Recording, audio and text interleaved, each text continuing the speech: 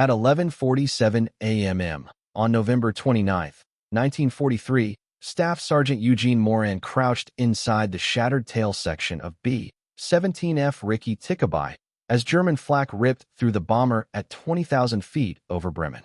He was 19 years old. This was only his fifth combat mission with the 96th Bomb Group, 8th Air Force, and he was already the last man alive aboard the aircraft.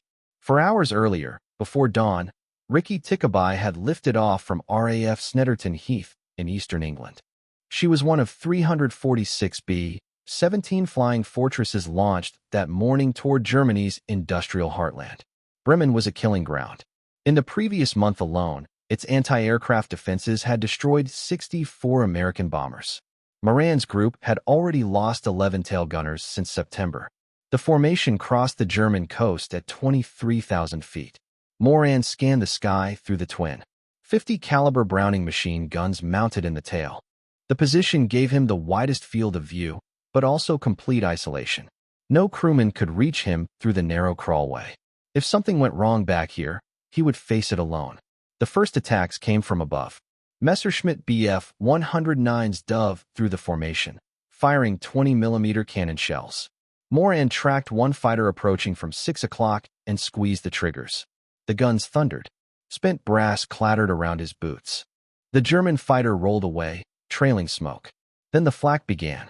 Black bursts erupted across the sky, steel blossoms exploding at precise altitudes. Each detonation hurled jagged fragments at nearly 3,000 feet per second. The bomber shuddered with every impact. The intercom went silent. Through his rear window, Moran watched Ricky Tickaby drift backward, slipping out of formation. German fighters swarmed the straggler. Cannon rounds hammered the fuselage. Moran fired until his arms ached, but the attackers came from every direction. Then a massive explosion tore through the aircraft. The entire nose section vanished in flame. The bombardier, navigator, pilot, co-pilot, and flight engineer were gone, killed instantly. Moments later, another shell ripped through the radio compartment. 3 waist gunners died where they stood. Only Moran and the navigator remained alive. The navigator crawled aft, locked eyes with Moran for a split second, then bailed out into the freezing air. Moran was alone. He reached for his parachute. It was useless. Bullet holes riddled the silk canopy. The harness straps were shredded. Even if he jumped, it would never open. He had no way out. Then came the hit that changed everything. A direct flak strike slammed into the rear fuselage with catastrophic force. The explosion was deafening. Metal screamed. The entire tail section sheared cleanly from the aircraft. Moran felt a violent lurch as gravity seized him. Still inside the tail. Still strapped to his guns. Falling from 20,000 feet over enemy territory, without a parachute. But the tail did not plunge straight down. It began to spin. The severed tail section did not tumble end over end. The vertical and horizontal stabilizers acted like crude airfoils. Instead of plummeting, the wreckage entered a slow, spiraling glide, descending while rotating through the thin, frozen air. Eugene Moran clung to his gun handles. No training manual covered what to do when your aircraft breaks in half. Through the shattered plexiglass, he saw German fighters circling above. They assumed the bomber was finished. The tail section was falling. No one could still be alive inside it. They were wrong. Moran swung his guns and tracked a Messerschmitt Bf-109 as it swept past. He fired. Tracers arced through the sky. The German pilot banked hard away, startled that a detached tail section was shooting back. Moran kept firing. The tail continued its unnatural descent, spinning slowly, drifting downward through the gray German sky. Below him, flak batteries opened fire. Anti-aircraft crews on the ground had spotted the falling wreckage and assumed it was still a threat. Black bursts erupted around him. He was now being shot at from above and below, trapped inside a falling fragment of his aircraft. The altimeter still worked. 19,000 feet. 18,000. The ground rushed closer. Moran's head slammed into the gun sight. Blood spilled into his eyes. His ribs cracked against the steel mounts, but he did not release the guns. 16,000 feet. 15,000. Fields and forests sharpened into view. A town appeared, Psych, 12 miles south of Bremen. 14,000. 13,000. He tried the escape hatch. It would not move. The frame had warped during the explosion. The hatch was fused shut. He was locked inside a metal coffin, falling at over 100 miles per hour. 12,000, 11,000. The spinning forced him sideways, crushing him against the bulkhead. Pressure changes popped fillings loose in his mouth. His ears ruptured. 10,000, 9,000. The trees were close now. The glide flattened slightly. The stabilizers were still doing something, still stealing just enough speed to keep the section from dropping straight down. 8,000, 7,000. Moran braced himself. No way to steer. No way to slow down. No way out. 6,000, 5,000. The forest rushed upward. 4,000, 3,000. He could see individual pine trees now. Dark branches reached skyward like fingers. The tail section continued spinning, descending at a steep angle, but gravity was winning. 2,000, 1,000. The impact came without warning. The tail slammed into the tops of the pines. Branches snapped. Wood exploded. Aluminum tore loose. The vertical stabilizer caught a thick trunk, wrenching the wreckage sideways. The sudden resistance slowed the fall. More branches shattered. The tail cartwheeled through the canopy, shedding metal skin and debris, then hit the forest floor. The final impact drove Moran's head into the gun's sight. His skull cracked. Blood poured from his scalp. His already fractured ribs collapsed completely. Both forearms snapped against the gun mounts. The pain was immediate, absolute, and yet he was alive. Moran tried to move. His arms did not respond. Broken. Every breath stabbed his chest. Broken ribs. His vision blurred. Blood filled his eyes. He could barely see. Then he heard voices. German voices. Boots crunching over pine needles. Someone was coming. Two men appeared through the wreckage. They wore tattered civilian clothing, not Wehrmacht uniforms, not Luftwaffe ground crew. They stared at him in disbelief. The tail gunner who had fallen from 20,000 feet was still alive. The two men who reached the wreckage were not German soldiers. They were Serbian prisoners of war, civilian doctors captured years earlier and forced into labor by the Germans. They had been working nearby when they saw the tail section shear off the bomber and spiral into the forest.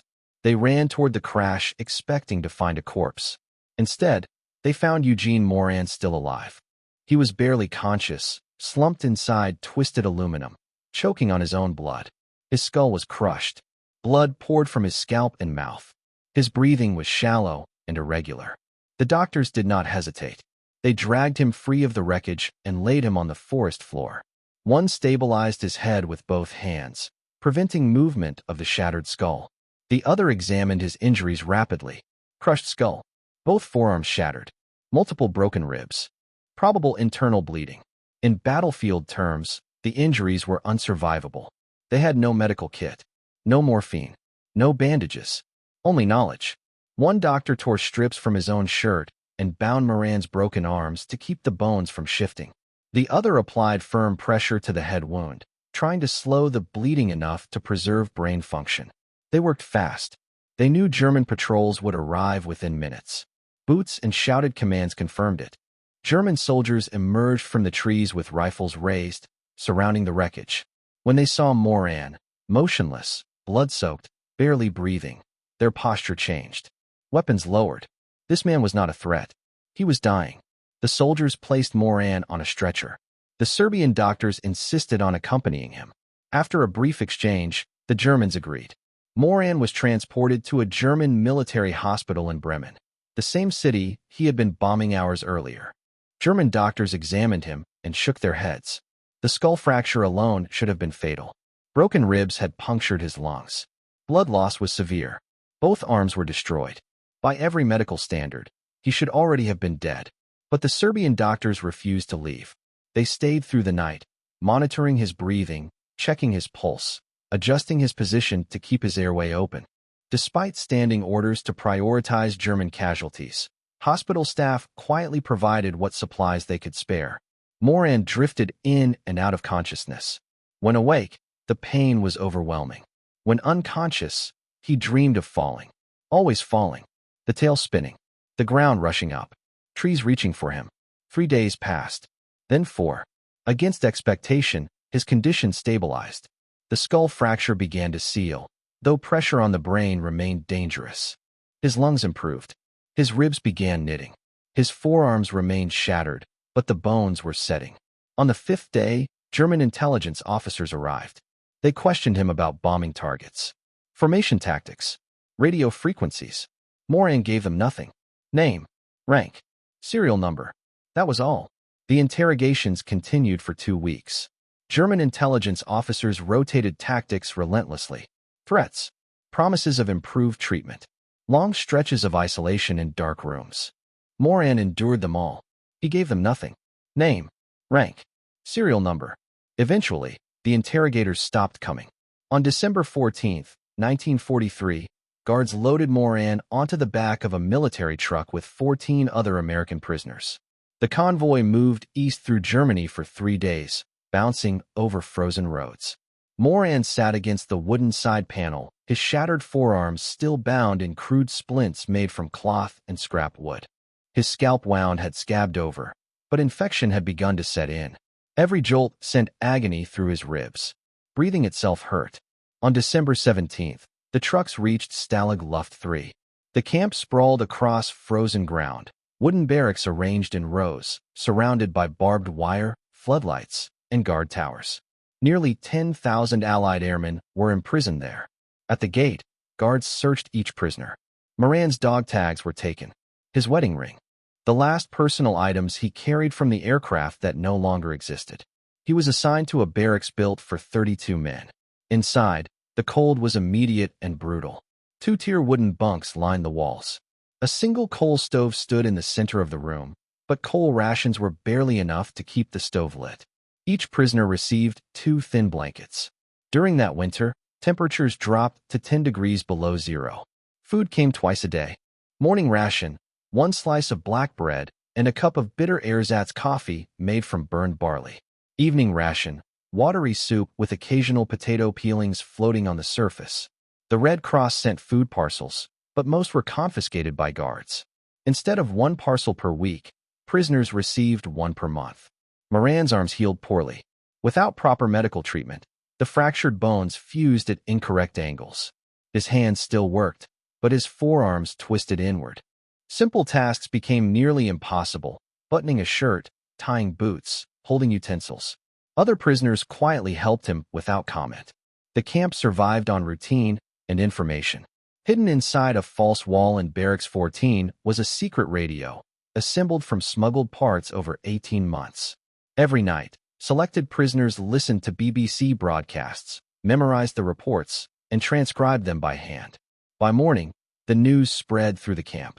January 1944 brought reports of intensified Allied bombing over Germany. February brought news of Monte Cassino. March brought word of escalating attacks on Berlin. Each update carried a grim reality. More bombers overhead, more crews shot down, more men arriving at Stalag Luft 3. Then came March 24, 1944. Before dawn, the camp erupted in confusion.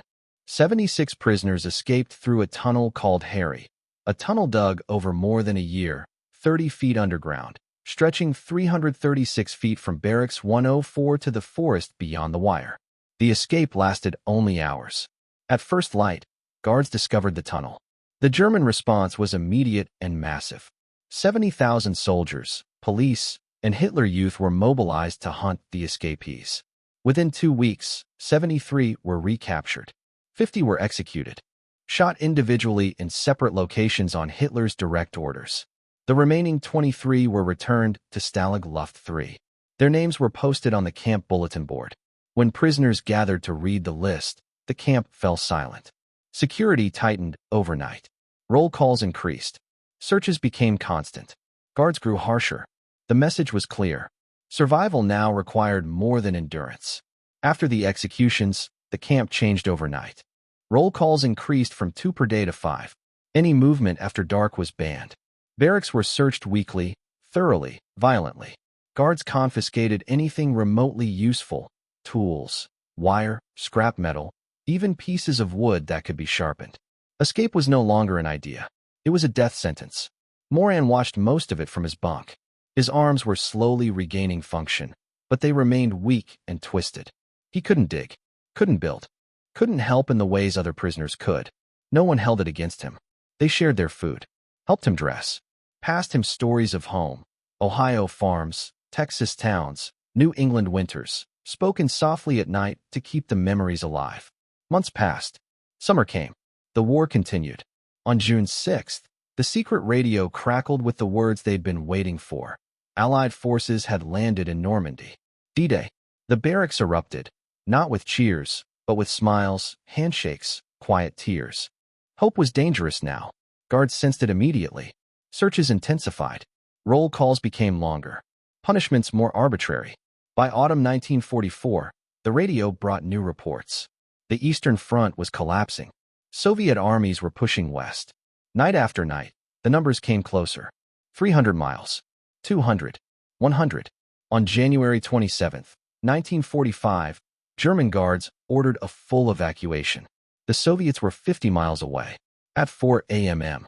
In a blizzard, 10,000 prisoners assembled outside Stalag Luft 3. Each man carried one blanket and whatever food he could scavenge. Guards issued no rations. The temperature was 15 degrees below zero. They were told they were marching west. No destination. No distance. One rule: anyone who fell behind would be shot. The column moved out at dawn. Moran's arms still ached from injuries 13 months old. His ribs had healed, but the cold made every breath painful. He wrapped his blanket tight and walked. The first man died on the second day, an American bombardier from Ohio who collapsed into the snow. Guards dragged his body to the roadside and ordered the column forward. By the third day, 4 more were dead. By the end of the first week, 23 bodies lay frozen along the road. They walked 12 hours a day. Guards allowed 10-minute breaks every 2 hours. At night, prisoners were herded into barns, churches, or, when none were available, open fields. The snow never stopped. Temperatures fell to 20 below zero. Food became the only thought. There were no rations. Prisoners ate snow for water. Some dug frozen potatoes from fields. Others stripped bark from trees. A few traded wedding rings or watches to German civilians for bread. Most starved. Moran's feet blistered after the first week. The blisters burst, became infected. He could feel fluid squishing in his boots with every step. Others suffered worse. Frostbite blackened toes and fingers. Men lost parts of their feet but kept walking because stopping meant death. The march continued through February. Some days they covered 20 miles. Other days, 10. On the worst days, when blizzards erased the road completely, they made 5. The guards drove them forward regardless. By mid-February, the column had covered 200 miles. They passed through abandoned German towns. Civilians watched from windows, faces expressionless. No one offered help. The war was ending. Everyone knew it. And until it did, survival meant one thing only: keep walking. Germany was collapsing. The march continued anyway. Some prisoners tried to escape. Most didn't get far. Near Schremberg, 3 men broke from the column and ran for the woods. German guards shot them within seconds. Their bodies were left where they fell, half buried by snow, a warning to everyone behind them. Others simply stopped. Men sat down in the snow and refused to stand again. Guards did not argue. They raised their rifles and fired. The column moved forward, stepping around the bodies. 73 prisoners died in the first month alone. After that, the survivors stopped counting. Moran kept walking. His infected feet screamed with every step. The skin had split open, swollen and raw. Each movement sent pain up his legs. His arms ached constantly, bones healed crooked and stiff. His ribs throbbed with every breath of frozen air. But he kept moving. One step, then another. Hour after hour, day after day. The column crossed into central Germany. Behind them, Soviet artillery rumbled, distant but growing louder. Above them, American bombers droned eastward in long formations. The guards grew nervous. They knew the war was lost. Everyone did. But orders were orders. Keep the prisoners moving. Do not let them fall into enemy hands. On March 15, 1945, after 47 days on the road, the column reached the town of Bitterfeld. The guards herded the prisoners into an abandoned factory building. They said it was temporary. They said transportation would arrive soon. The prisoners collapsed where they stood. Most could not rise again. Moran's feet had swollen so badly his boots could not be removed. His legs trembled uncontrollably when he tried to stand. He lay on the cold concrete floor and did not move. 3 weeks passed inside the factory. No food was brought. The prisoners survived on whatever they could find: scraps of old grain, moldy debris, bits of paper soaked and chewed. Rats became targets. Men caught them, killed them, roasted them over tiny fires made from broken pallets. Others pulled grass and weeds growing through cracks in the concrete and ate them raw. Moran's weight dropped below 100 pounds. He had weighed 165 pounds when his B-17 was shot down 16 months earlier. Now his ribs pushed against his skin. His face was hollow, eyes sunken deep into their sockets. His feet oozed constantly, the infections untreated. Others were worse. Dysentery spread rapidly. Men too weak to crawl soiled themselves where they lay. The stench became unbearable. German guards refused to enter the building. They stayed outside the doors. They brought no medicine, no bandages, nothing. On April 8th, the prisoners heard artillery. Close artillery. American artillery. The sound came from the west, growing louder each day. The guards became agitated, whispered among themselves.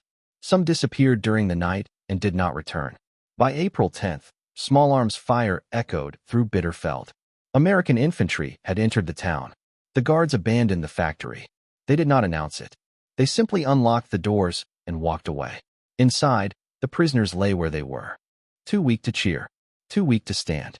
They listened as the battle unfolded outside. Machine guns rattling, tank cannons firing, and beneath it all the sharp, unmistakable crack of M1 Garand rifles. Freedom was finally there, and most of them were too broken to reach it. On April 11th, 1945, at 2 p.m., American soldiers from the 104th Infantry Division kicked open the doors of the factory at Bitterfeld. They stopped cold. Inside lay hundreds of men, skeletal, motionless, wrapped in rags and filth. Bodies sprawled across the concrete floor, some breathing, some not. The smell hit the soldiers instantly, a mix of rot, waste, and sickness. Several men stumbled back outside and vomited. A medic entered first. He moved slowly from prisoner to prisoner, kneeling, checking pulses, lifting eyelids, assessing who might still be saved. When he reached Eugene Moran, he paused and shook his head. The young farm boy from Wisconsin was still alive, but barely. His pulse was faint, his breathing shallow. His feet were black with gangrene. His body was shutting down. Stretchers were called in. American soldiers carefully lifted the prisoners and carried them into daylight for the first time in weeks. Moran drifted in and out of consciousness during the ride. He remembered seeing American flags. He remembered hearing English voices. He remembered crying without knowing why. The field hospital was 15 miles west. Doctors worked through the night. Boots were cut away from Moran's feet. The flesh beneath was necrotic, blackened, dead. Amputation was discussed, but postponed. The doctors chose to try saving them first. They flooded his body with sulfa drugs and penicillin, cleaned the wounds, administered plasma, stabilized him inch by inch. On April 13th, Moran was transferred to a larger hospital in France. Recovery took months. The infections slowly receded. His weight climbed back to 120 pounds by June. His arms regained most of their strength, though the bones remained twisted from improper healing. Pain lingered, but he was alive. On July 3, 1945, doctors cleared him for transport home.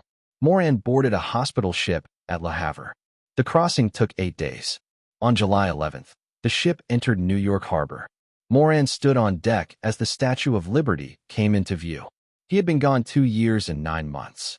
He had flown 5 combat missions, fallen 4 miles inside a severed tail section, survived 17 months as a prisoner of war, walked 600 miles through a German winter.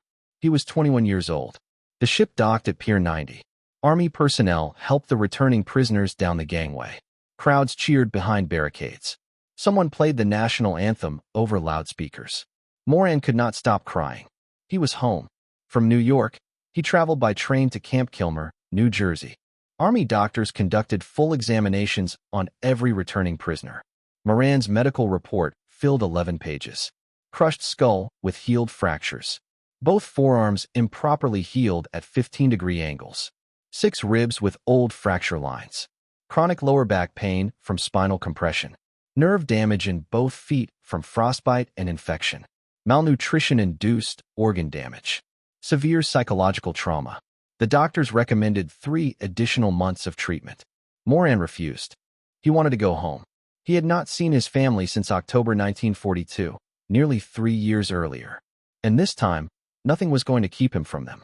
On July 25, 1945, the Army granted Eugene Moran 30 days of leave. He boarded a bus bound for Wisconsin. The trip took 2 days. Moran slept through most of it.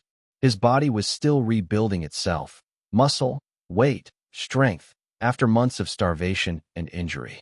Every jolt of the road sent pain through his twisted arms and damaged feet. When the bus pulled into Soldiers Grove, his family was waiting. His mother watched the passengers step off one by one. She did not recognize her son at first. The man descending the bus was skeletal, hollow-eyed, scarred. Nothing like the boy who had left 3 years earlier. Then she realized. She collapsed. Moran's father caught her before she hit the ground. August passed quietly. Moran slept in his childhood bed. He ate his mother's cooking. He walked the farm he had left behind in 1942. The fields were the same. The barns were the same. He was not. Neighbors came every day. They asked questions. What was it like? Were the Germans cruel? Did you kill anyone? How did you survive the fall? Moran answered some questions. Others he couldn't. Some memories were still too raw. The spinning tail section, the screaming wind, the bodies of his crewmates, the death march, the factory at Bitterfeld. Those stayed locked inside. On September 1st, 1945, Moran returned to active duty at Camp McCoy, Wisconsin. The war with Japan had ended 2 weeks earlier. The Army was demobilizing at unprecedented speed. Millions of soldiers were being sent home. Moran's discharge papers arrived on December 1st, 1945. Final rank, Staff Sergeant. Service dates, October 1942 to December 1945. Combat missions, 5. Status, honorably discharged. His medals arrived separately. 2 Purple Hearts for wounds received in combat. The Air Medal with Gold Leaf Cluster for aerial achievement. The European Theater Medal. The Good Conduct Medal. The Prisoner of War Medal. There was no medal for falling 4 miles inside a severed tail section while firing at enemy fighters. Moran returned to Soldiers Grove as a civilian. He was 22 years old. No college education. No job prospects. The farm needed help, so he worked the land, planting, harvesting, tending livestock, the same work he had done before the war. But everything felt different now. Tools felt heavier in his twisted arms. Pain flared in his feet after long days standing. Nightmares woke him almost every night. The sound of aircraft engines made him freeze. In 1947, he met a woman named Helen at a church social. They married 6 months later. Over the next decade, they had 9 children. Moran worked construction jobs to support his family. He never complained about his injuries. He never spoke about the war unless directly asked. For decades, his story remained largely unknown. His crewmates were dead. The navigator who bailed out moved to California and lost contact. The Serbian doctors who saved him disappeared into post-war chaos. German records were scattered or destroyed. Then, in 2007, a small newspaper in Wisconsin ran a short article about a local farmer who had once fallen from the sky and lived. And slowly, the story began to surface. The headline was small. Local veteran survived impossible fall. It ran in a Wisconsin newspaper in 2007, tucked between community notices and obituaries. Most readers skimmed past it. One man did not. John Armster, a military historian from Iowa, had spent years researching 8th Air Force bomber losses over Germany. He knew the statistics. He knew the odds. And he knew that no one survived a 4-mile fall inside a severed B-17 tail section. The article shouldn't have existed. Armster drove to Soldiers Grove within weeks. Eugene Moran was 83 years old. He still lived in the same town where he had boarded a bus home in 1945. His wife, Helen, had died 3 years earlier. His 9 children visited often. His hands still bent at unnatural angles. The legacy of forearms shattered in the sky 64 years earlier. Armster stayed for 3 days. He recorded everything. The mission briefing on November 29, 1943. The fighter attacks. The flak. The moment the tail section separated. The fall. The Serbian doctors. Stalag Luft 3. The death march. Moran spoke slowly, deliberately, recalling details he had not spoken aloud in decades. He showed Armster his discharge papers. His medals. Faded wartime photographs. A letter from the navigator who had bailed out, sent in 1946 and never answered. Armster went to work. At the American Air Museum in Britain, he found the records.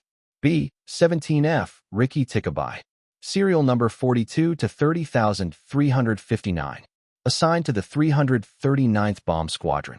Missing in action, November 29, 1943. Crew, 10. Killed in action, 8. Prisoners of war, 2. He located missing air crew report number 1392.